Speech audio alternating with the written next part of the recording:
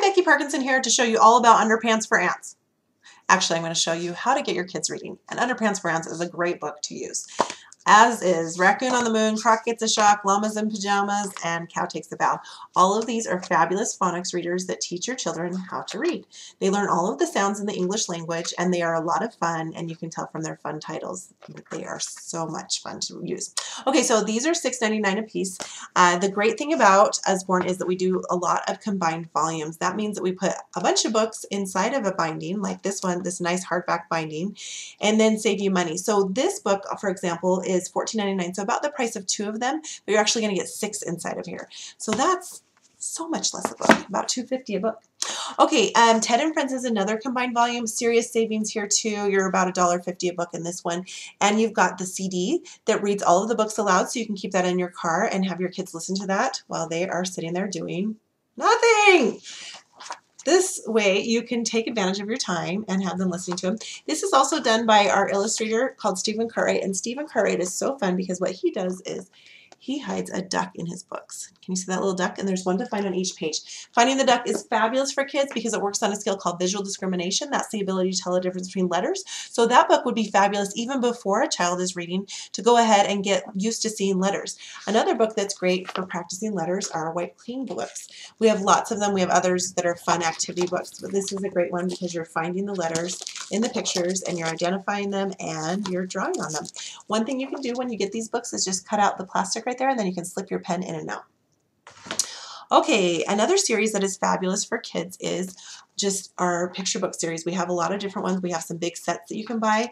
This is one of my favorites too. It's called The Big Book of Little Stories. This one has 15 inside of here, so you get so much for your money. I like that. So there's lots and lots in here. This is one of my favorite go-to books for vacation because I can just throw that in the car and I have 15 books on us that we can read while we're gone. My 2-year-old loves them just as much as my 6-year-old, and my 10-year-old will often read them aloud to them, so that makes it really fun. Here's the pirate stories for little children and Aesop stories for little children. I love these two because they are gorgeous. I love to see them on my shelf and also be reading them too.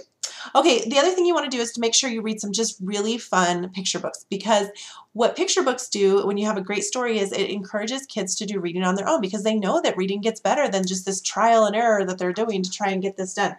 Jonathan James and the What If Monster is a perfect book for that.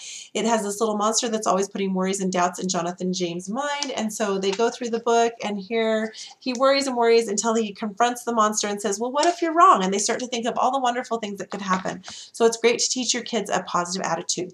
Animally is wonderful to show your love for your kids. I love you hugely like a whale. I love you shyly like a quail. I love you cleverly like a fox. On and on and on with the adverbs, which is awesome because you can teach what that is. And then at the end it says, I love you so, for you're my family.